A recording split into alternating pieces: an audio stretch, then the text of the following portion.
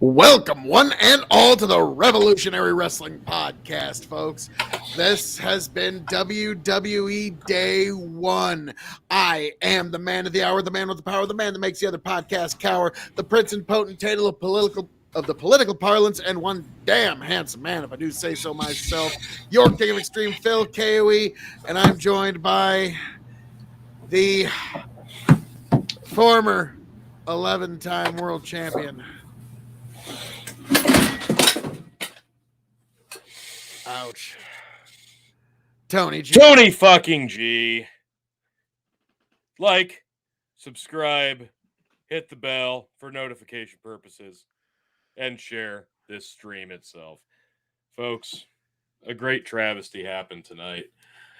Let me tell you a little story about a somber cowboy who wandered in on an old steed into a western town with nothing but good intentions for all involved. And everybody in that town, they rejected his goodwill and good faith. And they sent him packing. And that's what happened tonight, folks. An absolute travesty. Things happened that shouldn't have happened. People who never should have been put in a position that they were put in, conquered. And I don't know that we'll ever get past it. It's a bittersweet start to 2022, but the cowboy will ride again. I can promise you that, folks. It was as somber as I could make it, Phil.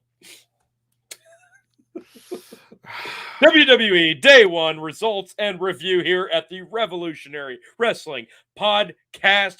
Thank you, everybody, for being here with us tonight. Oh, my God.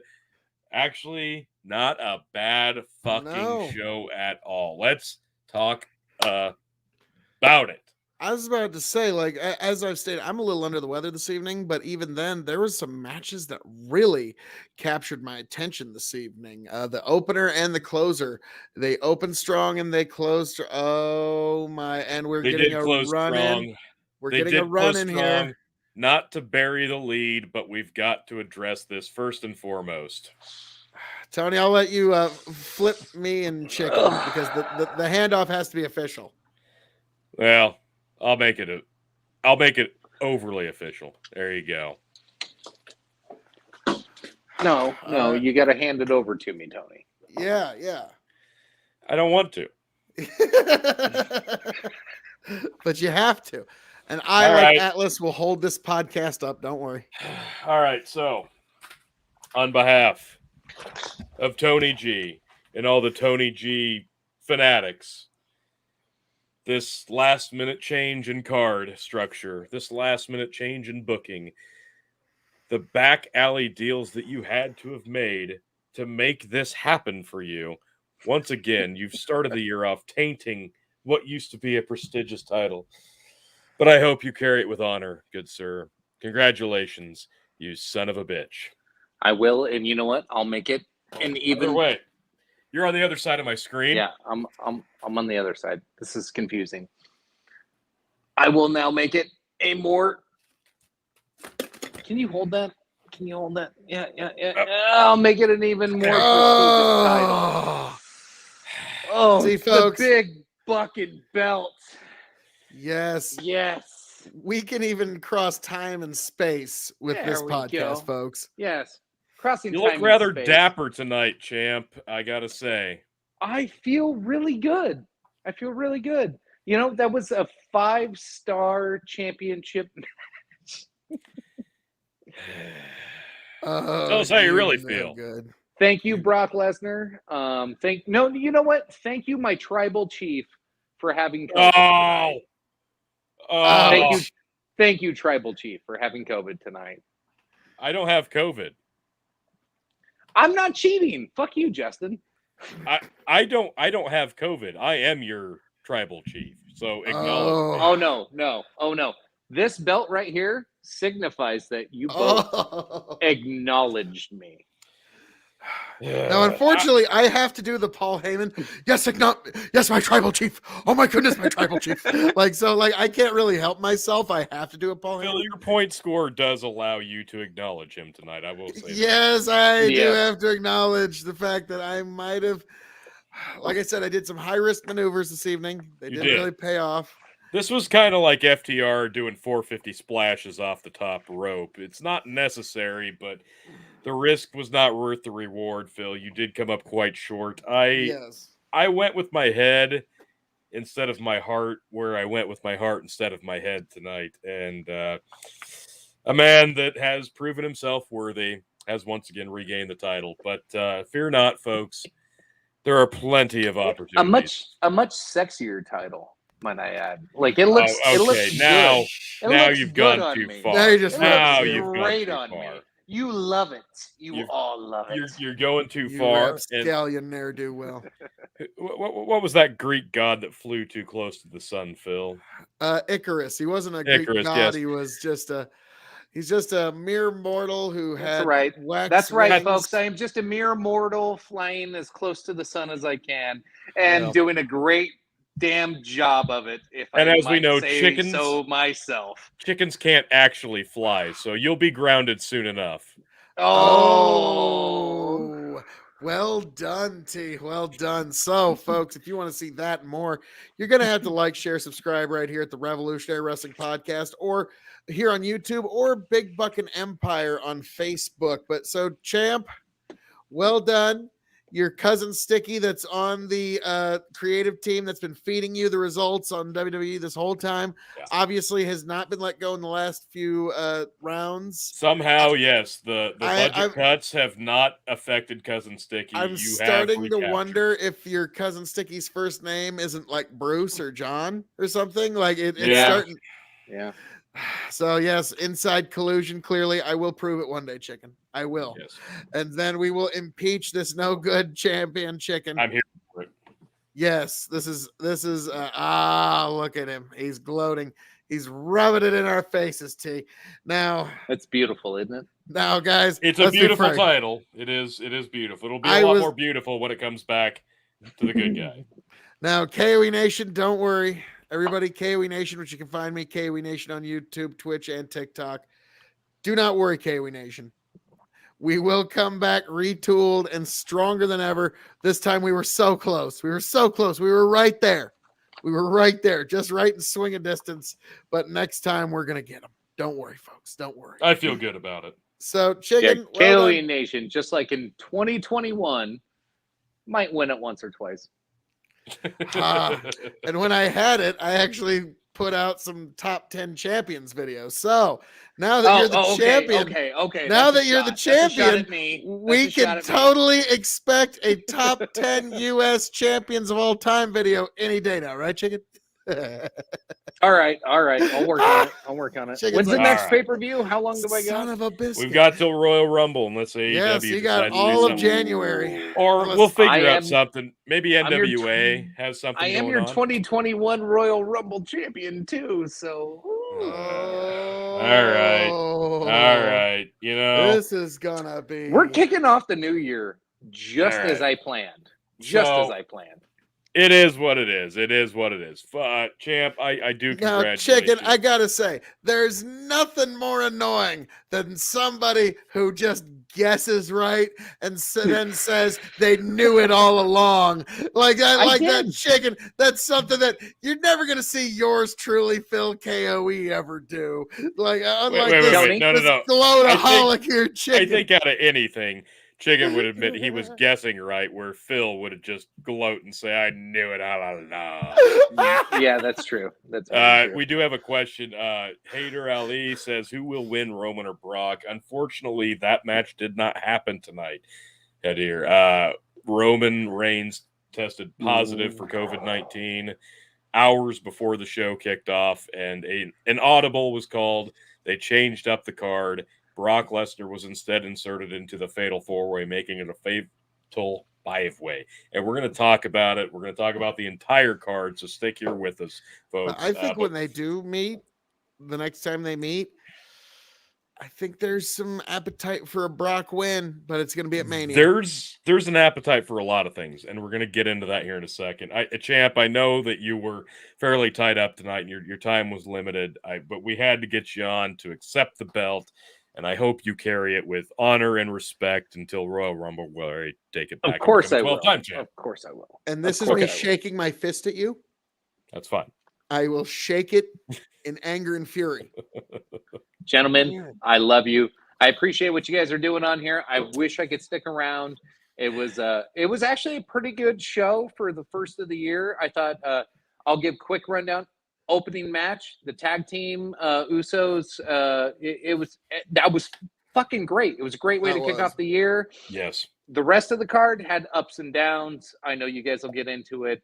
I actually kind of enjoyed the show outside of the me winning, of course, made me give out of a 0 to 5 stars in the 5-man matchup, I gave it 10 for it seems a little high for a certain reason. But no, honestly, what would a realistic score be? A realistic score would be like 2.25. It was. I thought it was dog shit. I thought it was awful. Good God! I liked it. I liked the main event. It was actually okay. Outside of them, like actually having a good strategy, teaming up. You guys will get into it later. I know you will. That was good. But like I saw 30 F5s coming. I knew how this was going to end. I think we all kind of knew this was coming. Brock always starts his match with his multiple finisher cheat code. No, that's expected. It was like the prowess of the beast is just what was Dean Malenko, the man of 1,000 moves. Yes, yes, of course. Yeah. It's like it was so impressive. But anyway, I actually enjoyed the show. And even I give it 2.25 for the main event. But it was still entertaining. Entertainment value 3, but wrestling 2.25. I'm going to write down 3 because that's more fair. So, yeah. All right. Wow. You guys have a great night. I'll be in the chat talking shit. All right. I got family throw out here, your other star ratings as we go along if you're in the chat. I will. I'll drop them in the chat, folks. All right. Thank you, sir. Congratulations, you son of a bitch. Thanks. Love you, boys. Later, man. All right. So good ne'er-do-well. We have holy God, what has we got here? Some Twitch streaming coming at you. Avenging Pineapple. As a conservative, I know for a fact that Hillary is responsible for she was experimenting with Jewish faces for bunker. What the fuck is this? Oh, no, keep going. She was aiming the lasers at a ballot box to vaporize Trump votes, but she missed it in a COVID virus and it turned into COVID. As getting conservative, I'll tell you this is true. Wow, that was amazing. Oh my God. Big Buck and Empire. Pineapple has a point. Yes, indeed. What a point made here by Avenging Pineapple. I'm sorry. You just made my day. Whoever you are. This is if Michael Moore wrote conservative conspiracy theories right here. That's amazing. Bravo, sir. Congratulations on that. Thank you. You're in the running for comment of the year already, and it's only January 1. Wow. Thank you. Thank you. Start. Now, I will say, when Chicken was talking about Dean Malenko being the man of 1,000 holds, like one thing I always wanted to talk about is, Raven even said, I only had 4 moves, and one of them was sitting in the corner.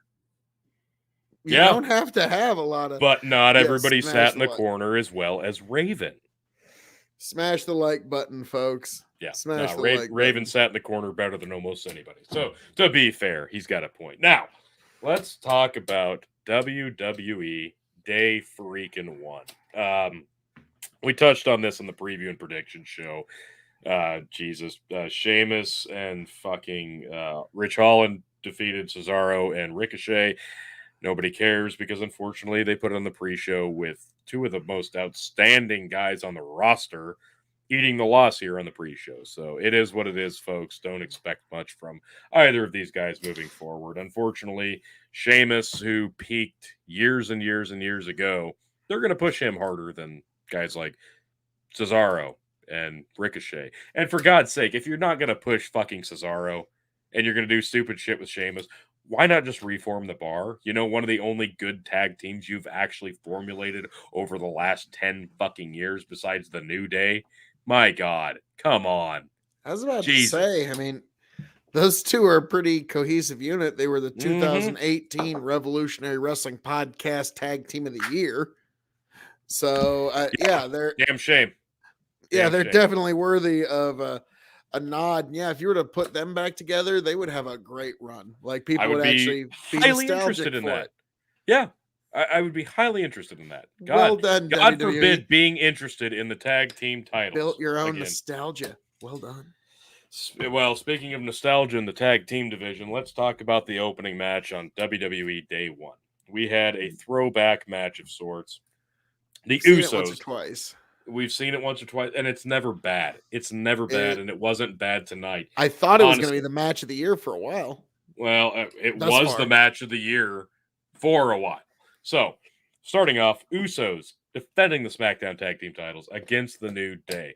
Now, this had all the pageantry you should expect out of an opening match. Damn it, I wish I would have picked this. Hindsight 2020, but man, I would have at least tied. I would have retained. How did I not see this coming? With Roman Reigns pulled from the card, how did I not see it coming that the Usos would get stuck on curtain jerking duty? Here they were again. They came out. They look badass. They're the champs. You got the New Day, and fucking Xavier Woods is just crushing it with the King of the Ring gimmick. Looks amazing doing it. I love it. I love it. I love it. This match was fantastic.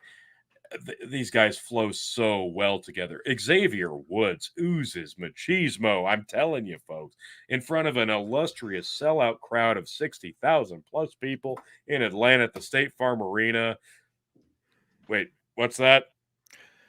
They said 60,000, right? Phil? Yeah, I'm pretty sure they said 60,000. They said 60,000 plus. So over 60,000 people in the State Farm Which Arena. is pretty crazy. Wait. Considering the State Farm Arena, if you Google it, has a capacity of 21,000 people. Did you say 21,000? 21, as in less than 60. As in like a third of 60. Yeah. Actually, almost an exact third. Just 21,000 capacity seat arena. And they managed to sit 60,000 people in there. That's well amazing. done, WWE. I am blown away. I am just, what a way to start the year. What a way to start day one. Just kudos to you, WWE. Tripled the expectation. You tripled the capacity. What a monumental achievement. Congratulations, Vince. You've done it again, you brilliant bastard. No, I hope we find out that we misheard and that it was like we're at 16,000, but guys, we all know how WWE reports their stats. I mean, let's be frank. Which would frank. make sense considering how they would have had to arrange the seating and shoved everybody into the corners with the cameras that they actually showed, because it actually did look fairly full. So there was probably, about 12 to 16,000 people in the show. But hey, Xavier Woods pops in the ring and goes, "Let's go Atlanta." And he has the crowd eating out of the palm of his hands. The crowd through this whole match was eating out of the palm of their hand. They loved this thing. They were in this. They were up on their feet for the entirety of this match. And it's because you've got two teams who are so familiar with each other. They know what they're doing. They know each other inside and out. And everything flowed just perfectly. They managed to hit false finishes, double teams, pin breakups, like you would expect them to do. These guys have fought in Hell in a Cell. They've done matches that have realistically been some of the best things that WWE has done in the last 10 years, and especially on the tag team level, which you know how little attention they pay to that at times. These have been the two staples of the tag team division, and to see this match again, I really enjoy that. So it was really nice to see. Phil, what did you think of this match? thoroughly enjoyable. I thought that despite the fact that the Usos are identical twins, at every second of the match, you know who's legal. Like that's a huge convention of tag team wrestling that's been lost for a little too long. We've had it's actually something that was a very legitimate criticism to any of the great Young Bucks matches and any of the great Lucha Brothers matches is Tony would turn to me and go, Phil, who's legal right now? And with an Uso match, there's never even a second where you ever have to worry about that. And You know typically they look exactly who's identical. legal. But even tonight, you had shaved head, very clean cut Uso. I forgive me for not realizing who was who when we first looked at it, but the other one had the half red, half black long hair look. So it's not like they were playing the doppelganger game tonight. But they played the tag team game so well. And there was only one instance where all four men were in the middle of the ring at the same time. And it was a very short-lived slugfest. So they did it well and they did it right. And they got the hell back out of the ring, as you should, because those are the tag team rules, as expected. So they did it right and they didn't overdo it.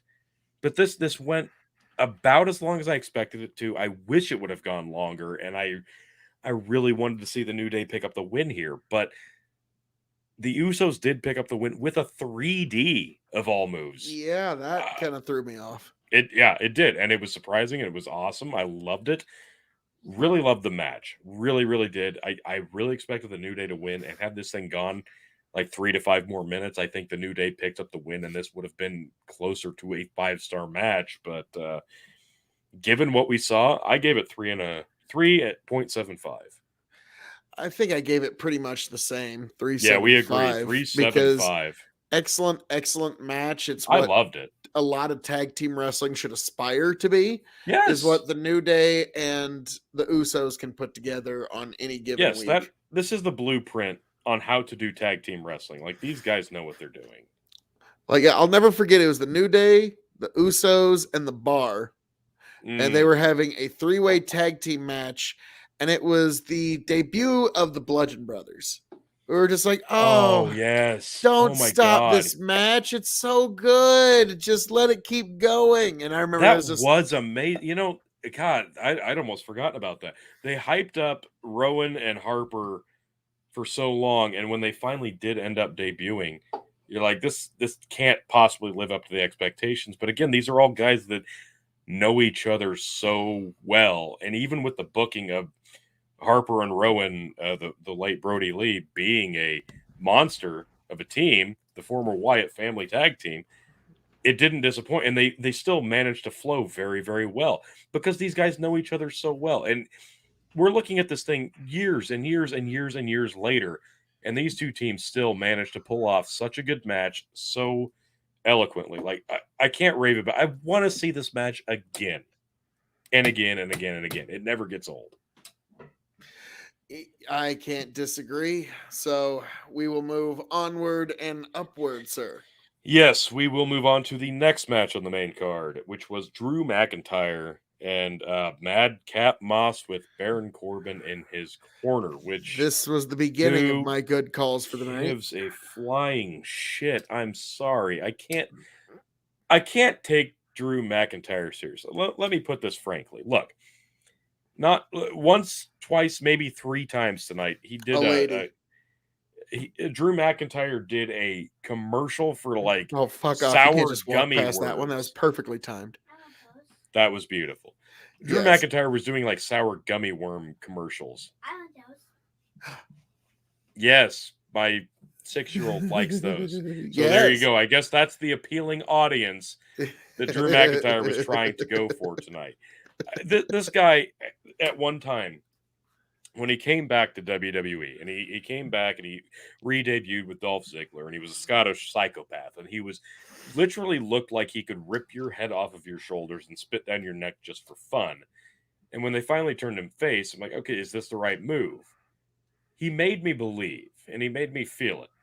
And I enjoyed it, and he did it right. And then he wins the Royal Rumble. And then he had the misfortune of winning the world title in front of nobody at WrestleMania. And that kind of epitomized his entire world championship tenure, because since then, it's been kind of a string of bad luck. I mean, yes, they're still giving him wins. Yes, they're still featuring him and pushing him, but you just don't feel it. And I didn't feel this. But that being said, this wasn't a bad match by any means. Madcap Moss has a physique. He has great work rate. He bumps like a son of a bitch. But we all knew how this was going to go. Well, except for Phil. I took a chance for you, KOE Nation, for you, Revolutionary Wrestling Podcast fandom. I did it because I wanted to believe, but this is the beginning of my great calls tonight. Here's the thing. Apparently, me and Nick Khan are two very different bookers. Chicken teased picking Madcap Moss, and he didn't have the balls to follow through like you did, Phil. So that's a moral win for you. I'm giving you an extra point. Huzzah! Yep, you got 3 points just for having the balls to follow through. Chicken couldn't do that. Nice. Chicken couldn't do that. All right, so Claymore 1, 2, 3. Baron Corbin, even being ringside, did nothing.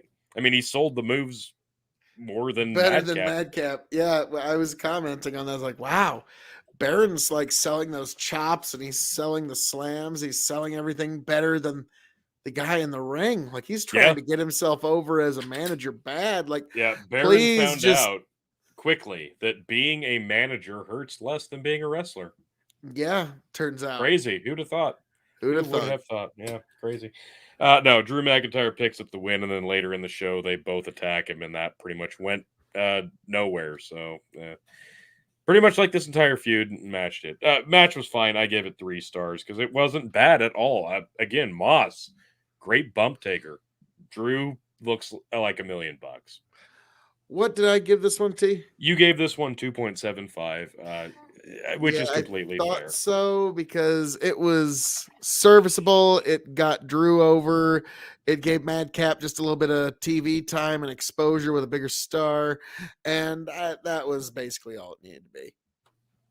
No, yeah, you're right. Like this was exactly what it needed to be. But this had more of a pre-show feel. Like, I'm looking back at this now, and I'm like, Cesaro and Ricochet as a tag team, that got delegated to the pre-show, and this made the main card. I don't know. Just card structure wise, I don't know. There were some questionable choices on this one. I don't know. Fine match. I did end up enjoying it, even though I was not invested at all. I think a lot of that is on Madcap Moss being a good worker and Drew McIntyre being captivating. So, not bad. Not bad. Moving along to another thing that I'm not captivated by any stretch of the imagination.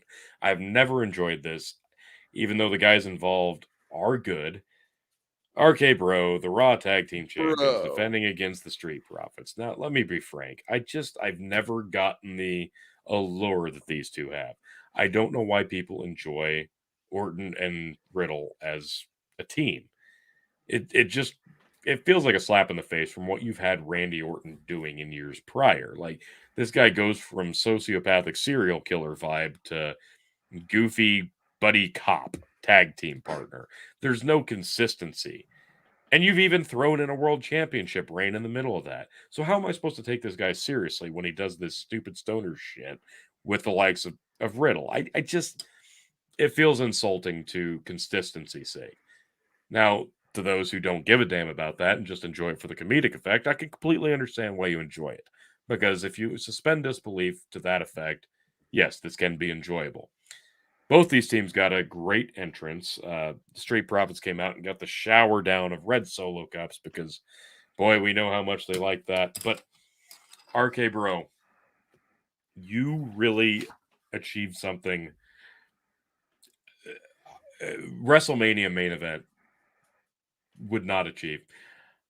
RK Bro got to come out and introduce and walk the ramp, Phil, with Migo. Phil. Migo. Oh my God. I'll say it again. Migo. Oh, Jesus. Forget Elvis. We all love Migo. Forget Eminem. Forget Frank Sinatra. Forget the Beatles. Forget Nickelback. Forget Metallica. Forget everybody. Migo. Forget all of.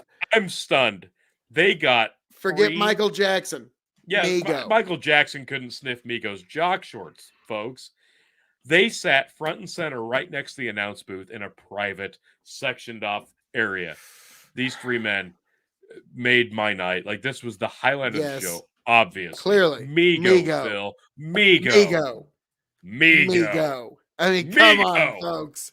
That's what you really wanted to see here.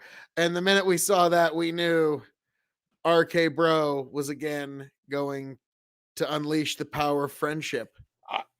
I don't know how to explain my level of excitement when I saw Migo come out with RK Bro, who's that makeshift tag team that I don't give a flying fuck about, and a group that I'd never even heard of before tonight. And I'm just sitting here like, this is it. This is the pinnacle. This is how you start 2022, folks. Migo. I'm going out tomorrow and I am buying the full cassette library. Everything that Migo has ever made. Full cassette library of Migo tomorrow. At two sets, actually. One to keep sealed as collector's items, obviously, and another to play and enjoy. Yes. And I'm going to buy it specifically from Super Kmart. Jesus. Speaking of other things that aren't real, so RK Bro does pick up the win here. Let's just talk a minute for about, we don't give a shit. Doesn't matter. RK Bro, fine. We're going to prolong this inevitable breakup, and who cares? The real story here is, of course, Montez fucking Ford. Jesus Christ. Pull the trigger on this guy. He's amazing. He is freaking amazing. Corey Graves, I think, even said during the match, try to go toe-to-toe athletic-wise with this man. You think you're an athlete? Stand next to this guy. This guy oozes charisma, has the physique, has the body language, has the look. The athleticism, it's insane how good this guy will be if they don't continue to bury him. He has been involved in some of the absolute worst shit that WWE has done in the last few years. He was involved with the Star Wars dumpster scene, just complete disaster that was the Viking Prophets. It was one of the worst things ever. I'll never forget. Tony was right next to him while I was going down. He goes, "Phil, is this getting over with you?" Phil, like it was terrible. He was getting ready to really come down on me hard. Before the cinematic match became a staple in 2020, we had the Viking Prophets match. And that was the moment. Like, I was like, I even liked the Viking Warriors, Viking, whatever the fuck we call them now. They really were resonating with me. And the Street Profits had something. And I was ready to write them completely off. But Montez Ford, even during the WrestleMania with no fans, he was still able to just will charisma into existence on that night. And even at that point, I'm like, no, this guy has something. Strap a rocket to Montez Ford. This guy is going places. Eventually, the singles run will be one of the best things the WWE can possibly do. This guy has the agility, the athleticism, the charisma, and the look. Do not fail this man, because this man has it. He has everything you could possibly want in a superstar. Do not fail him, because otherwise somebody else, particularly maybe somebody down in Jacksonville, just might see it too. So, yes, that was the real story here for me, and it always is with the Street Profits. RK Bro retains. Great. Yes, Phil KOE, Montez Ford, 2024. Totally fair. Yes. Let's move on. Let's see what swing state he lives in. I gave it 3. Phil, you also gave it 3.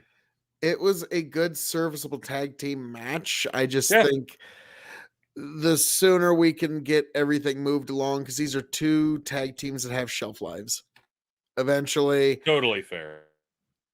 Eventually, Montez Ford is going to have a rocket strapped to his back, kind of has to. And eventually, RK Bro has to break up and lead to its own. No, the whole point of RK Bro being a thing was because they were leading to an eventual match. And if it doesn't culminate at WrestleMania, then why are we even doing this? Like, maybe I jumped the gun. I thought for sure they were going to lose the belts tonight. We were going to set this up for the Royal Rumble, culminating in a breakup at Royal Rumble, and set up the match for WrestleMania. So, okay, we're waiting to Royal Rumble now. So I jumped the gun. What the fuck ever. My God. Chicken says 2.75 stars, RK Bro. Well, fuck RK Bro. If you'd have told me a couple months ago between AJ and Omos and RK Ugh. Bro that AJ and Omos would be broken up first, I would not have believed you. Yeah, stupid. Anyway, let's move on to a next match. Edge versus The Miz with Maurice. Now, Tony, this is another one where you called the closing sequence like 3 I'm minutes sorry. I before just it know hit. everything except for how to pick last-minute changes in main events, including Brock Lesnar. Jesus.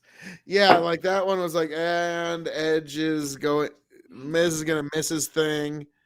Beth Phoenix is going to chase Maurice out. And then Edge is going to hit his spear 1, 2, 3. And he said that like 3 minutes before it happened. And then bam, that happened.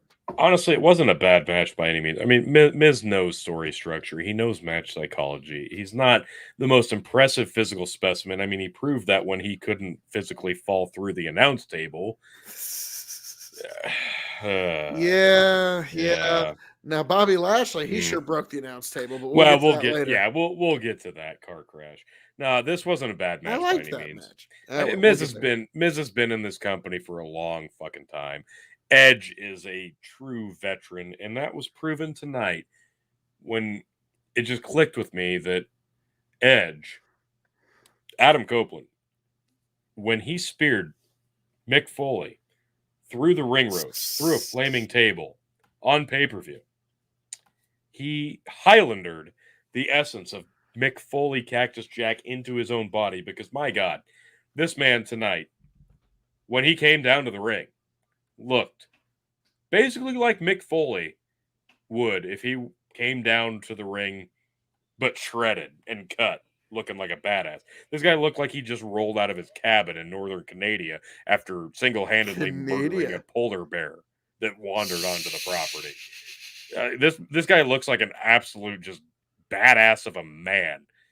And then meanwhile, he's going up against a guy who literally could not look less intimidating if he tried, with no body hair on his entire body except for his head, in The Miz. Miz is amazing, though, as a heel, and I can't take anything away from him. Honestly, not a bad match. But yes, Beth Phoenix did eventually come down and thwart the dastardly heel tactics of Maurice, and it distracted Miz long enough to eat the spear and the 1, 2, 3. Not a bad match, though. I ended up giving it 3.25. I enjoyed it more than I thought I would. Phil, you gave it 3.25 as well. Yeah, it was more than serviceable. It held me on the edge of my seat even for a little bit, even though Tony kind of ruined the whole thing, saying, yeah, this is going to happen and Edge is going to win. I'm like, God damn it. Like, now, Tony, I get it. You've been watching WWE since you were 5, but this is the Nick Khan era. So apparently there's still some people, like apparently Bruce and John still have me enough, in the main event. That was so apparently, Tony, you had no idea how much of an influence Bruce Pritchard has had on your life. Yeah, the day Bruce finally gets fired again will be a happy day. All right, so let's talk about you won't be able to tell what happens 5 minutes before it happens in the match anymore. You've been watching his content since you were like 7. No, don't you worry about me, Phil. Let's move on. Becky Lynch defending the Raw Women's title against everybody's favorite Liv Morgan. Now, I believed in you, Liv. I did. The package video was good. The build was fine. As soon as they hit the ring, I'm like, why did they both wear black? I don't know. I like there be some discrepancy. It did feel like a backyard wrestling match, didn't it? Yeah, we talked about this. When both people wear similar outfits, it throws you off. It takes you out. I liked when Becky was wearing the obnoxious red outfits because she's playing a heel. You got to understand that she's going to be more flamboyant, but the black just, I don't know. It didn't quite work for me here. Liv had the black. I don't know. It should have been different, but I will say this was probably the most complete match Becky has had since her return, save for the Charlotte match, because that was that was a different level altogether. Loved that match. This was the best one besides that. I think she's finally hit her stride because when she came back, I think there was a reason she only lasted 5 seconds in beating Bianca Belair, because I don't think she could have gone 5 minutes. I don't think she was ready. And we saw that at Crown Jewel, when one of the absolute worst matches of the year happened in that triple threat over in Saudi Arabia. And it was mostly Becky's fault. Since then, she's stepped it up a notch. She's found her groove, and she's kind of back in her stride. And again, the match with Charlotte at Survivor Series was one of my favorite matches of last year. This felt really good. Liv Morgan did a cartwheel middle to top rope power bomb sunset flip to Becky that would put Kenny Omega to shame.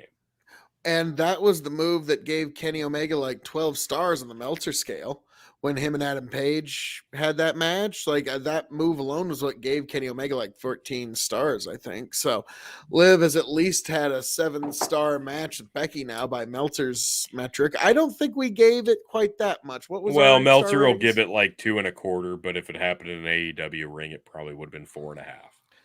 I was about to say if it was like fuck you, Dave Meltzer, yeah, piece of shit. You lost all credibility you ever remotely had. And if you want to hear all my full thoughts on you, check out the year in review for 2021, brought to you courtesy by Tony G, Phil KOE, and Chicken of the Revolutionary Wrestling Podcast. Right here, Meltzer, you douche. Ouch. So what did we end up giving this? I enjoyed this match a lot, but the problem is you're glossing over something really, really important. Becky sold her ass off a lot of this match. I thought she really put Liv over in a lot of key areas, except for one, and that was the end. Becky drops her with the rock bottom and just happens to barely nudge her closer to the center of the ring.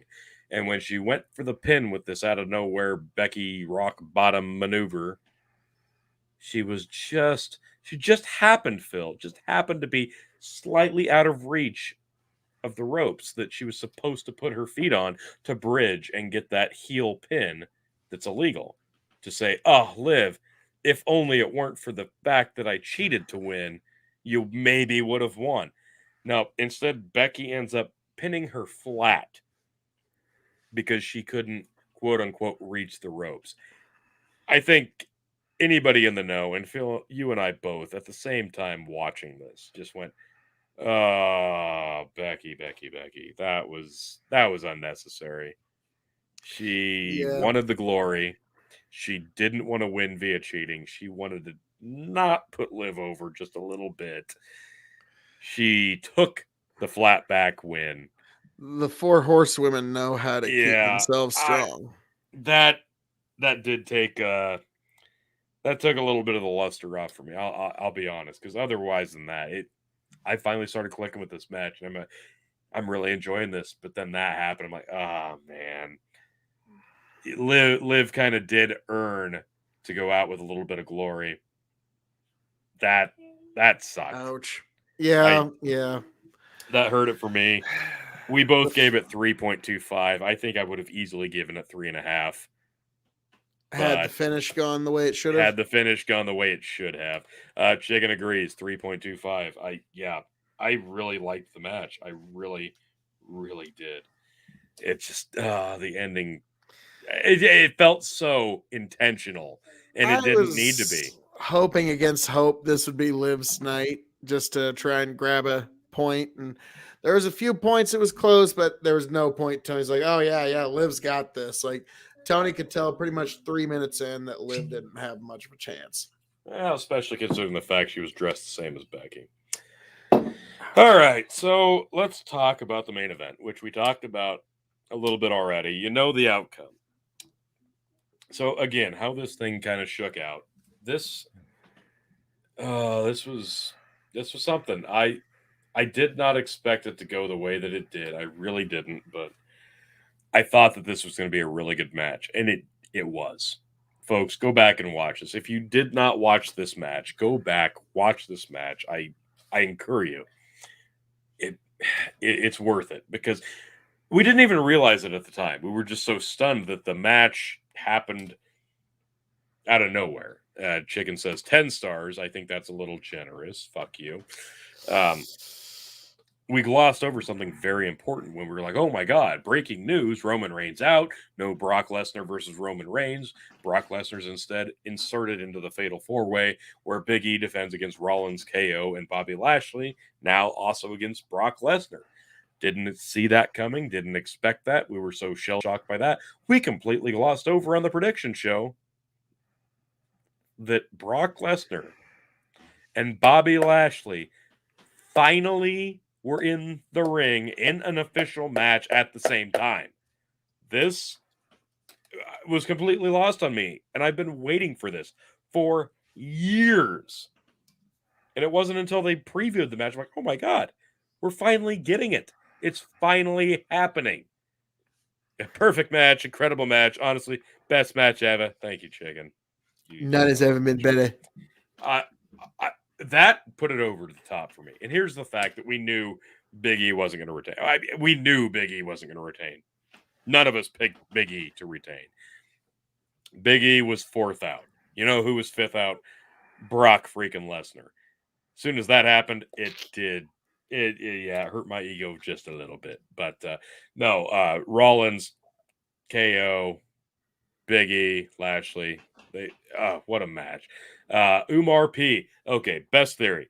WWE is trying to end the brand split and have one show with Brock versus Roman to unify one champion for all of WWE, which makes sense why they let so many people go. And yes, Umar P, I mentioned this to Phil as we were watching this. I'm like, is it possible that inadvertently this is the way they get back to getting rid of all the unnecessary titles? They get rid of the brand split. They did release a ton of people in the last 2 years.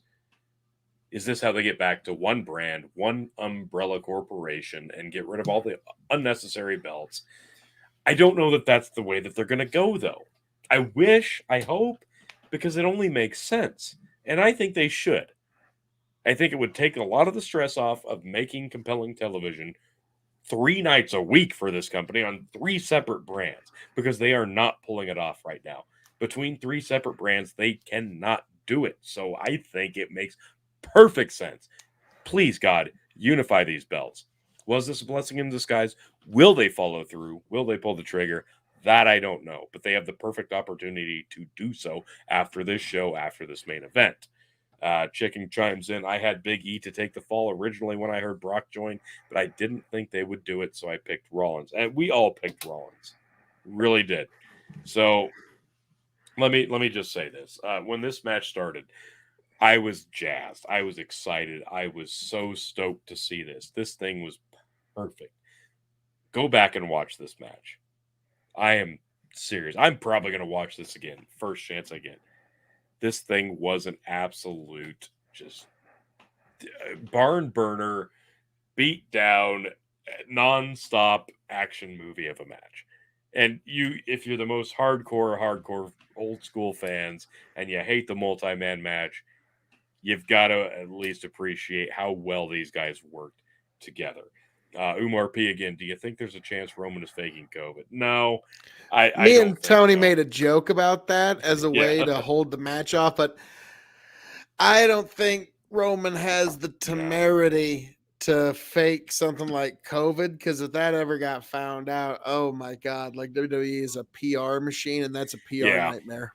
No, I don't think it's fake at all. I think it was damage control with the tweet that he put out, which was it was not heelish at all. The tweet that he put out before the show, when the announcement was made, was not heel Tribal Chief Roman Reigns. It was very somber. It was very honest. It was very, I'm sorry, I will not be competing tonight. I'm disappointing a lot of people in attendance, and I'll be back as soon as I get the chance. If this was not real, it would have been a lot more dickish. Like, yeah, you didn't deserve to see me anyway. So that's my 2 cents on it. Follows up, temerity. That's a $10. Well, that's what you get here at the KOE right. Nation Revolutionary Wrestling Podcast. Damn right. At least $10 words. Absolutely. Now, again, I said this on the pre-show. Brock Lesnar's not going to have a instant classic 60-minute Iron Man match with anybody like he did with Kurt Angle back in the day.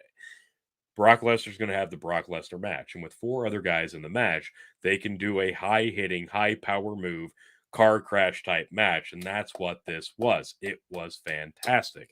And Umar P with the best move he could have made this year alone.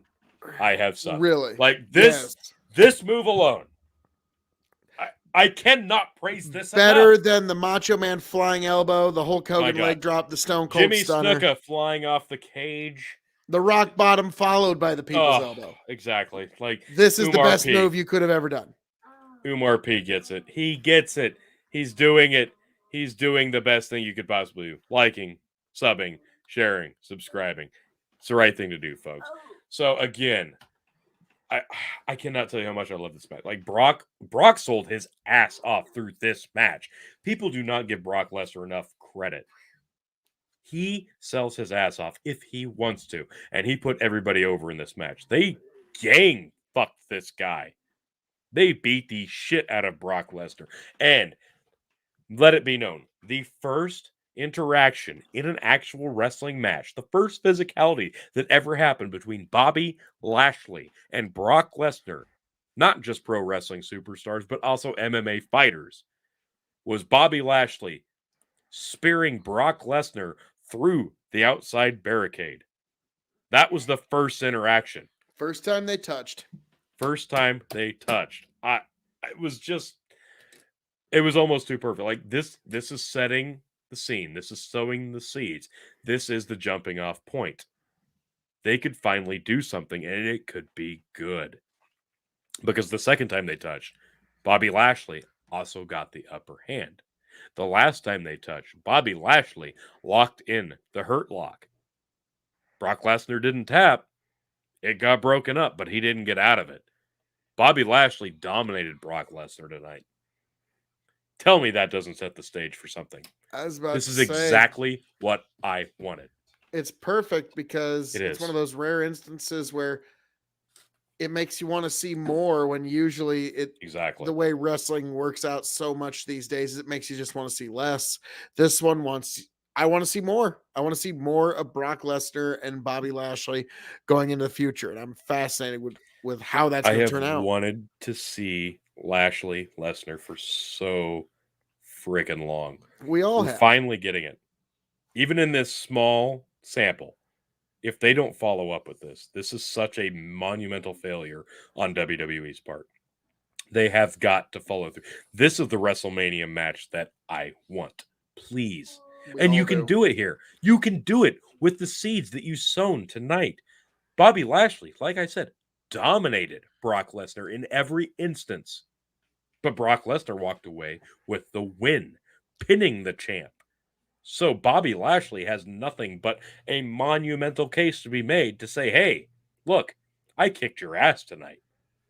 You stole the win. We need to go again one-on-one. I'll be the better man. This would be perfect. This is actual storytelling. This is compelling. Something that WWE is not familiar with anymore, for the most part. Do it and do it right. Do not drop the ball with this. But the other important thing that we've got to note, Seth Rollins and Kevin Owens specifically, one day in 2024, we will get MJF versus, oh my God. That would be so fucking good. Oh my God. It would be good. They're both just trying to out-heel each other. And MJF's not going to WWE. He's just not. It's never going to happen. He is trolling literally everybody. I think he's more I think MJF, just on principle alone at this point, the way that WWE is run, I don't think for any amount of money, MJF is old school mentality. I don't think he would take any position in WWE, even for the right price right now. Maybe after Vince is out of power, we'll talk. But Seth Rollins and Kevin Owens, like these guys, the storyline, whatever, I don't care. It's fine. It is what it is. The way they structured this match, it's the two old school backyard wrestling independent guys structured this thing the way they wanted to do it, and they double teamed everybody else. They double teamed Lesnar, they double teamed Lashley, they double teamed Big E. It was perfect. It did And all kind the of feel like the rise of backyard wrestling, didn't it? It did. It did. I loved it. I fucking loved it. Umar P, I hope you're right about MJF sticking with. I don't think he's going anywhere. This guy, They pay enough money, he'll go. I don't think he will. I don't think he will. And I'm going to tell you again, this feud with CM Punk has been the greatest thing that they have done outside of the Paige Danielson match. I've loved everything that they've done with MJF and CM Punk. This is finally, after the year of MJF Jericho, this is the best thing that MJF has done. I don't want it to end. Honestly, I'm going to cry when it ends. But what could it lead to? Like MJF, I want to see MJF as champion. I want to see him be the face of this company because he can do it. And he's so young. That's the beautiful thing. Like, this is a superstar in the making, and we're seeing his transition to the top. And it's going to be fantastic. Everything he does is fantastic, even when it's not great. Most of the stuff with Jericho. So I'm so excited to see MJF rise to the top. Everything he does, I love it. MJF's amazing. But Roman Reigns has been so goddamn consistent and good as well. That would be a good match. Yeah, that'd be one hell of a program. But yeah, the Seth Rollins and Kevin Owens stuff in this match was fantastic. The double teaming, but Big E kept coming out of absolutely nowhere, hitting gigantic power moves. Specifically, one of the German suplexes that Kevin Owens took for Brock Lesnar, I was just shell-shocked. Again, the spear, the hurt lock to Lesnar. Lesnar sells his ass off. Big E even got shots in on Lesnar. Like, he put everybody over. This was as humble as Brock Lesnar gets for you. Hey, I'm coming in, I'm taking the belt. I'm winning. You're all going to lose. But I'm going to make you look good fucking doing it. And he did. And it was awesome. This was a great match. I loved it. This was nonstop. Car crash. It was the Blues Brothers 2000 when all the cop cars and all the cars crash on the interstate for 5 straight minutes. And it never stops. And you're like, I want more. I don't care that it's redundant at this point. I want more. It was perfect. I loved this match. I gave it 4.25 stars, Phil. I have to agree. It was so goddamn good. I loved it. Chicken did not love it as much as we did. He says 50 stars. He's stupid. He also says, anyway, actual match, I have it 2.25 on a wrestling scale, 3.25 entertainment. Well, you're off by an entire star. How did you not enjoy this? This gave you the win outright. And I'm sitting there. I'm enjoying it to the point that I did, knowing full well when Lesnar won that this was the end of my reign. And I still loved it more than you. I'm telling you, this was fucking great. This is in contention already on the 1st of January for Match of the Year. Oh, Lord. So, yeah, Tony and Chicken with a little bit of a discrepancy here in what they think here. But I got to say, I was thoroughly entertained, very much entertained. Umar P with the hard-hitting questions. Did you guys like the street fight with the bunny and Tay Conte and etc.? Listen, the women's division in AEW as a whole, most of it I do not enjoy. I don't.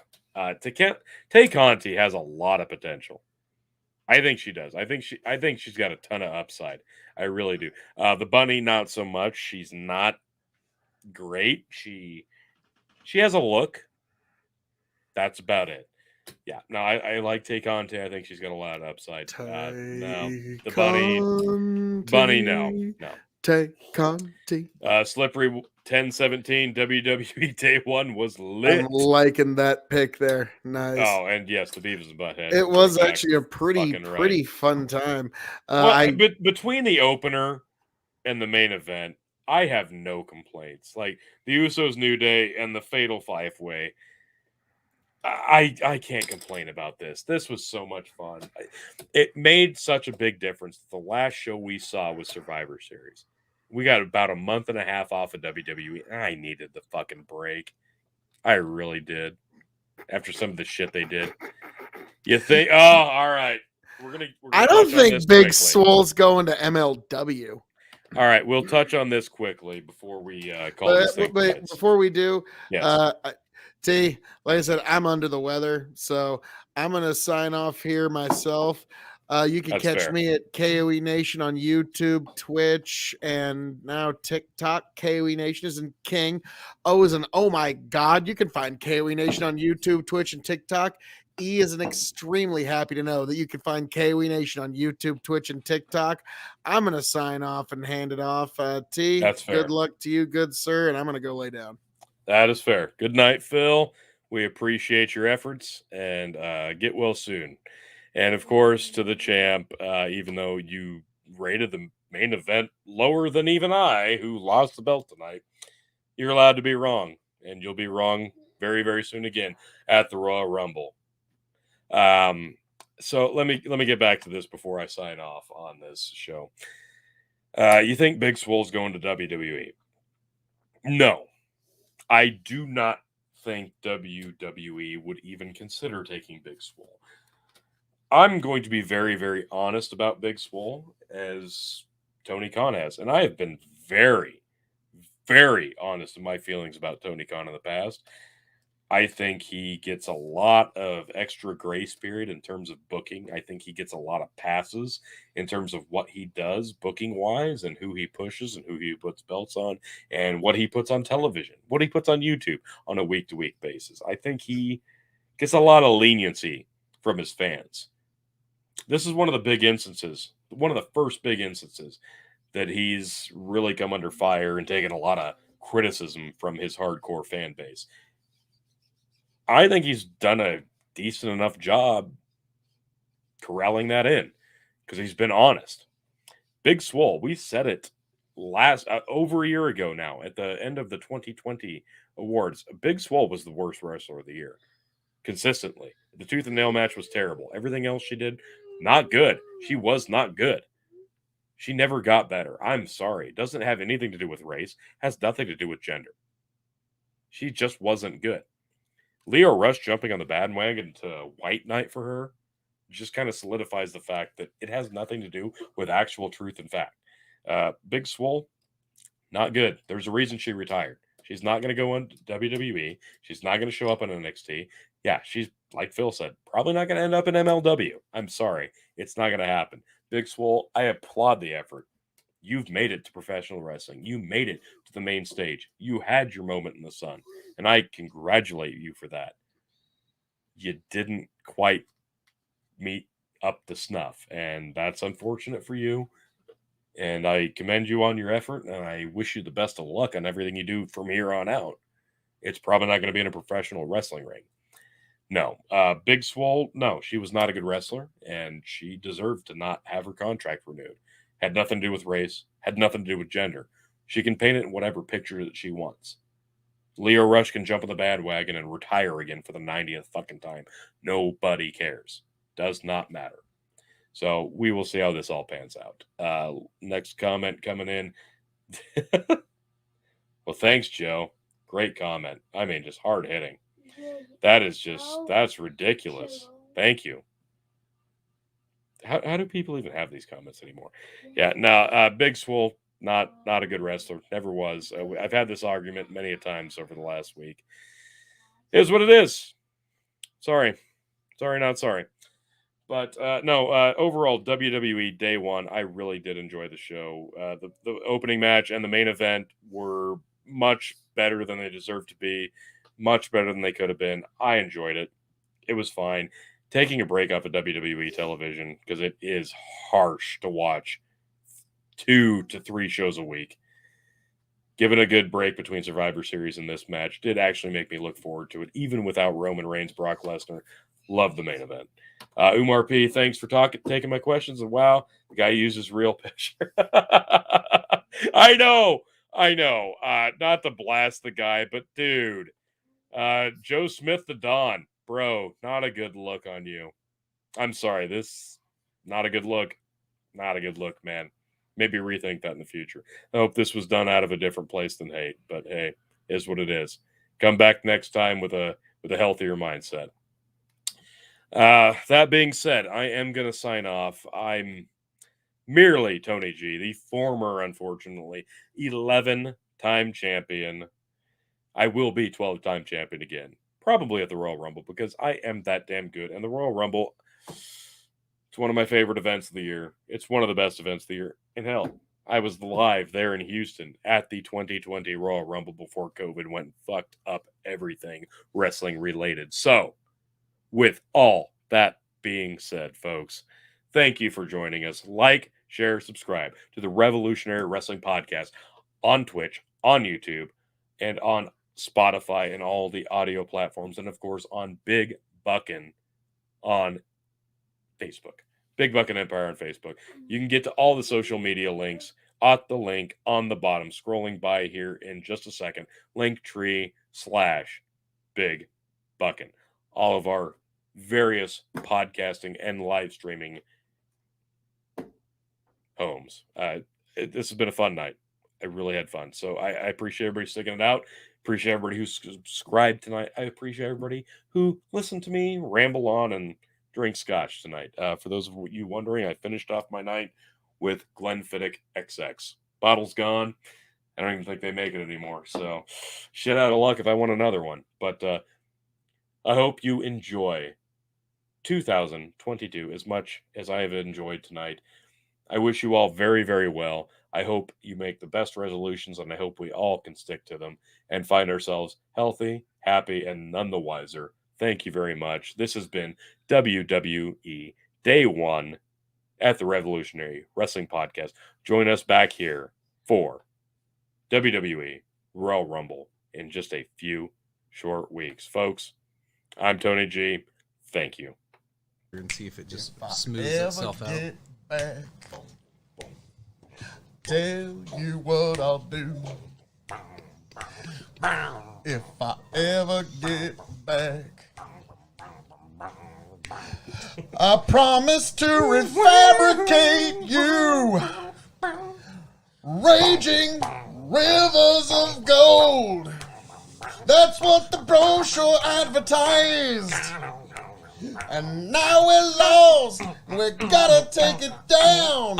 Let you down slow, it's hard to survive.